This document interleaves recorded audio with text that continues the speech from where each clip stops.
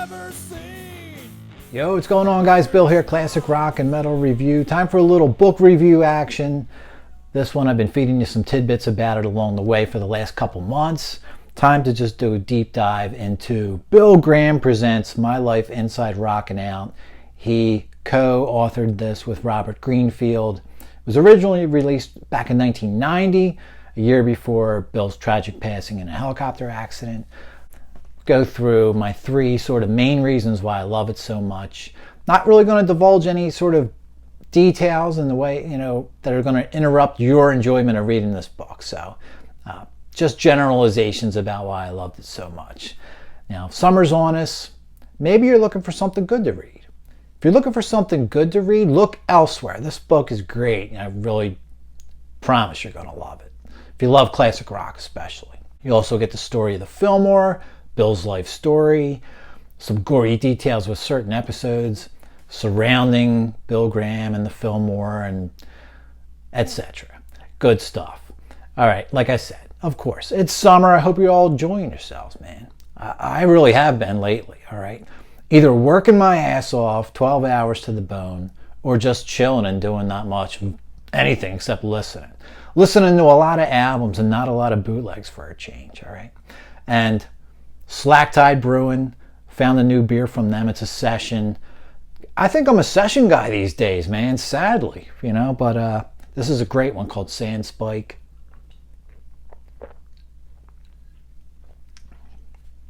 Very hoppy. I think it's 5.6 alcohol. Man, I could drink that all day long. And there's been some days where I have. So, all right, so let's get into this book, man. Like I said, first published in 1990. Now, this is actually a 2004 version, which updated. The copyright on it is 1992, so it got a little update post Bill's passing. So they include that.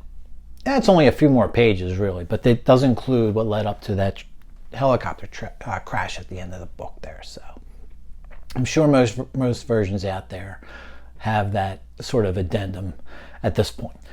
Robert Greenfield, the co-author, has done books on the Stones and Grateful Dead. Some of you might already be familiar with his work. So there are three main general reasons why I love this damn book so much. All right, and it's 550 pages. So yeah, there's going to be plenty of rock and roll talk, some gory details, some great stories, great just eyewitness accounts of bands at their height. All right, of course, but the first reason I love this book so much, before you even get to Bill Graham, the promoter, it's about 125 pages of Bill Graham, the person. And damn if my own life feels very pathetically boring in comparison to what Bill was up to all those years. He wasn't involved with the Fillmore until his mid-30s, all right? So, Jewish kid born in Berlin in 1939. Some rough years after being separated from his family. He was basically smuggled out of Hitler's Germany, along with 100 other Jewish kids, smuggled and snuck out to America. There was originally 100 kids sent, and only 20-something of them made it, Bill being one. He actually survived a ship ride across the Atlantic eating just oranges and cookies for like 3 weeks, but did make it over and was adopted once he was over here in the United States. Spent a traumatic period of time, a month or two, in basically an orphanage. And sort of fast forwarding. But once he hit a young adulthood, had multiple very compelling and interesting adventures, jobs, working in New York City, working in the Catskills, working on cruise ships, motorbiking through Europe for an entire summer, bouncing between San Francisco and New York City when he was in the States, between both coasts with some jobs that involved transporting cars, so he's got some good stories along some of those routes. He had a years-long romantic relationship with the mistress of a high-ranking Middle Eastern government official.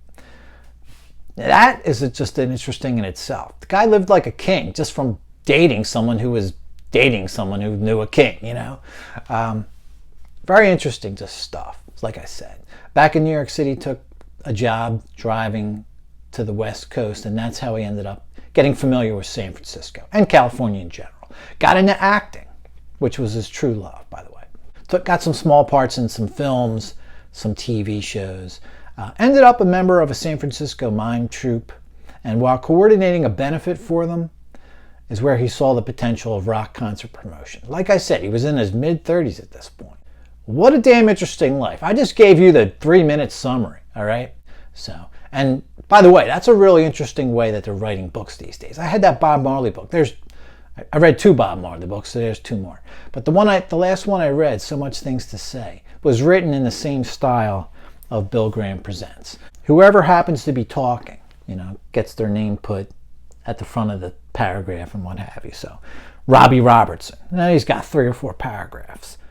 And then Bob Barsotti, Bill Graham. So it goes back and forth between, when you get different topics, different people's take on it, remembrances of it. So very interesting. The first book I saw like that was that Bob Marley book, and that was just great. So I really I don't know if that's something new. I mean, this book's from 1990, so maybe it's not new. It just happens to be that the last book I read before Geezers was that Marley book, and that was written in the same style, and that's a newer book. So first of all, Bill's life in general, leading up to promotion, 120 so pages, and very compelling, and you never want to put this book down, all right? So, secondly, several things that I never really knew or fully understood are revealed here, okay? A bunch of things that I never even thought to ask, honestly. And who would you ask, unless you're reading it in a book like this by an actual promoter? Who are you going to get these questions or questions answered by? What does a promoter actually do, for one thing? I kind of get it. They coordinate a tour or a concert or series of concerts or whatever, but what does that actually entail? So, it's varied through the years. There really wasn't a such thing when Bill started doing it, We're talking mid-60s, 66. And it's changed through the years, but first-hand day-to-day account between 1966 and 1991 of what a promoter actually does, deals with, goes through on a daily basis. So a quarter century of that. The first quarter century of rock, really. Mostly local, but sometimes Bill was a regional promoter and sometimes a national promoter, and handled some international tours also. So really interesting insight. And of course, like I said, it's not just Bill's tale. You get input from the bands themselves along the way here, which really just makes this a non-stop cool read.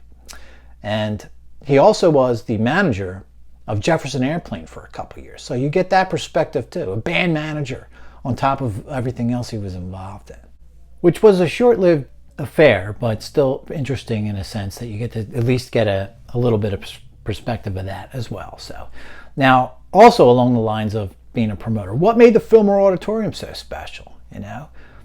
Bill's own descriptions a lot here, but also a bunch of the people that he worked with. Attention to detail, experience unto itself, being there and playing there and being a fan there, not merely just another venue. Had its own sound system, pretty much pioneering in that regard. Its own light show. Staff shared Bill's vision of making the Fillmore the best place to play, So pioneering in that regard with the sound and the light show. Respect shown to artists in an era where most promoters and even the band managers themselves did not show the artists much respect. All right, this is early days of rock and roll.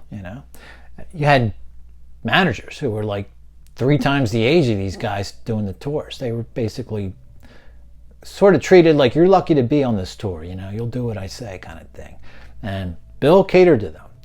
His years in the food service industry up in the Catskills and in New York City, he knew what it took to bend over backwards for people. And he did it in an era when people weren't doing it. So ahead of its time at that point, doing that in the 66, 67 was unheard of.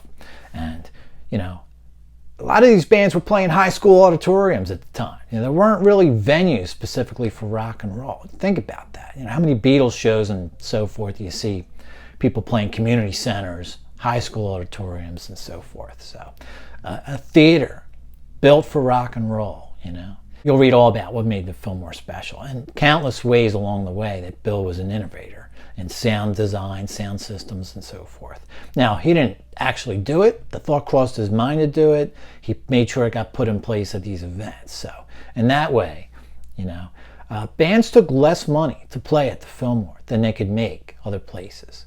Fans loved it, Fans that went there, no matter who was playing, they would see the same people there all the time. And they would only go there. They wouldn't go see bands at other places, some of these people. They were so loyal to the Fillmore. And even once you outgrew it, bands knew it was the coolest place to play, and to be the coolest band touring, you stopped at the Fillmore, even though you could play a bigger place. The evolution of the rock concert itself, that was a huge part of why I love this book. As the boom of rock happened, became big business, we get to the late 60s, early 70s, venues started copying Bill's blueprint, or trying to. You get to see people go from being grateful to play a place like the Fillmore to acting like prima donnas. CSNY comes to mind after reading this book. All right. Bill watching bands go from being glad to do 3 or 4 or 5 encores because they're just so glad they're being asked to do an encore. At the outset of the book, the outset of rock, 66, 67, out of sheer appreciation, they wanted to do as many encores as they could. To Bill having to beg for 1 encore, just a few years later. So, like I said, you get to see the evolution of the rock concert itself, and it's not all good, as you can imagine. By the early 70s, when rock started, it started to go to people's heads. It was starting to change, and it's what led Bill to eventually close the Fillmore, So, unlike every other book I ever read, probably the biggest reason why I love this book, now, Bill Graham having been a promoter, of course, you get this perspective. The stories and eyewitness accounts of dozens of bands, all right, on stage and off, all right. Every other book I've ever read has been focused on one particular band or artist. So this one being about just nobody in particular, you get dozens of bands' stories, and man, how many important events happened at Winterland or the Fillmore? How many live albums were recorded there, etc. Woven within the stories of the Fillmores, the East and West, Winterland, are Bill's impressions of, and comments by the artists themselves, like I said, but the Grateful Dead, Otis Redding, who was his favorite solo artist, Cream. He basically helped break Cream in America. They were already big in England. There was just a buzz about them in America at that point. And of course, Cream records the live part of Wheels of Fire at the Fillmore in 1968. So, how many other great records were recorded there too? Jefferson Airplane's Bless Its Pointed Little Head live album. Part of Jimi Hendrix Band of Gypsies from New Year's Eve. I think that's 69, right? Also, I got a bootleg that I've loved forever, and I've had this for probably 30 years. Live at the Fillmore, April 29th, 1970, Pink Floyd Interstellar Encore, the name of this one, double CD, sounds amazing, soundboard. Picked this up at a trade show, mid-90s, and man, it still sounds great. You can still get the same exact thing, too.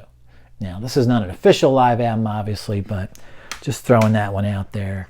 We already talked a little bit about these guys. Some of Four-Way Street recorded at Fillmore. East, 71, I think, for that one. And of course, the album that basically broke the Allman Brothers at Fillmore East. So now, of course, he gives you some good details about the night they recorded at Fillmore East. But what I thought was awesome was Bill, because this kind of reaffirms what I always thought. Bill basically says, yeah, it was a great night, but that night was no different than every other night they ever played. They were always great. Bill loved the Allman Brothers. He calls it the closest thing to a spiritual experience in rock and roll, the Allman Brothers playing. And, basically, like I said, I always felt the same way. I always thought Fillmore East was great, but so is every other concert I ever heard from them back in the day. And Bill kind of comes out and says that they could have just recorded any of the shows they played at the Fillmore. It would have been Fillmore East album, you know. So that was awesome. Legendary Auditorium. I think there have been actually over 40 live albums recorded at one of the Fillmores or the other. Not even counting Winterland, all right? Great, great stuff. Lots of talk about Airplane. The Who, Janis Joplin and Big Brother and Holding Company. The Doors. You get some stories from Zeppelin. That's just the 60s, all right? In the 70s, Hendrix, some great tales, some epic drug use, and then an epic show to follow. And the epic show came after Jimmy came up to Bill, and Bill had to say that wasn't impressive, that he had another night to go. And Jimmy went out the next night and said he blew Bill Graham away. But he really thinks it was just because he told him it was not your best show when Jimmy asked the night before. So just great stuff like this, man. It's non-stop. Floyd. I've had that boot, like I said, since forever. Black Sabbath. You know, I used to have that bootleg live at Fillmore West. It's 1970 or so. I don't have it anymore. I don't know what happened to that one. That's one I lent out and never got back, I think. A short but cool mention of how Sabbath Mania was at a fever pitch that night. Bill had to go on and tell the crowd to calm down and give the opening band a chance. People were such in a fever pitch to see Sabbath. Dylan. Bill describes him as one of the most captivating performers he ever saw. Sex Pistols. The balancing act of letting them do their thing and yet not have the place destroyed at Winterland. And of course, punk wasn't exactly Bill's favorite music. Bill's great love was dancing mambo, Latin swing, and jazz. So his favorite artists were Tito Puente and Tito Rodriguez. But, you know, he saw the energy of Sex Pistols. He loved that. After seeing how guys were starting to become prima donnas in the classic rock world, seeing Sex Pistols come in and just want to play music, period, that he loved about them. And of course, the very last show they ever played was at Winterland. Now, Zeppelin. We get some stories from 73 and 75 shows, but an entire chapter on the Bonzo and Bodyguard assault and subsequent arrests from 77. Now, there are some quotes from Plant and Zeppelin too, so you get their side of things, but first-hand accounts from Bill and the security guy who was assaulted, Jim Mazurkas. Fascinating stuff, reading all the details of that, how that went down, especially after all the merely like paragraph or two versions I've read through the years. So great chapter, probably my favorite chapter. That was pretty juicy. That was cool. Full account of the filming of the band's The Last Waltz, with lots of input here by Robbie Robertson.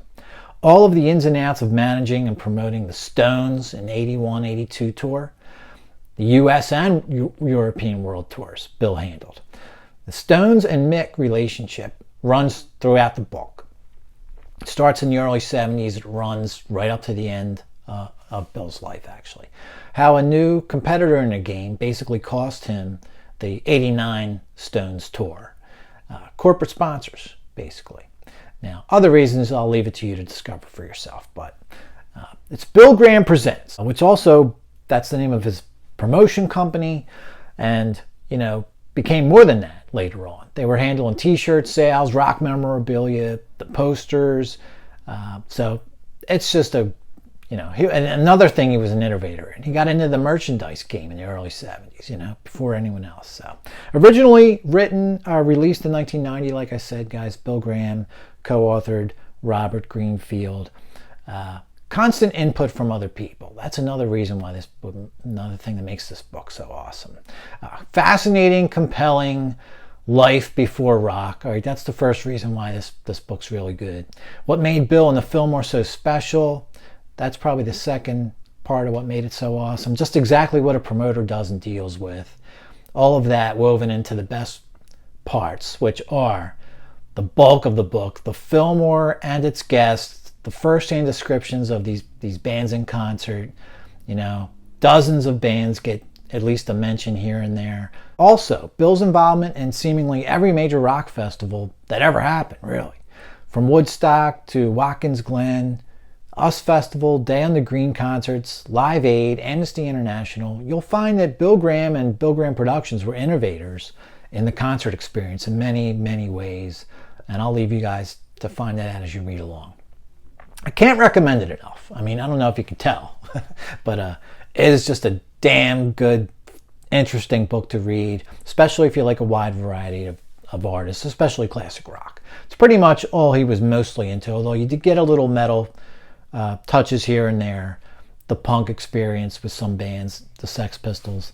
Larry, I'll get this to you ASAP. Sorry for holding on to this, but I wanted something to hold up while I talk about it. So, how this hasn't been made into a major motion picture yet, I have no freaking clue. Some of the crap that has, and this guy's life hasn't.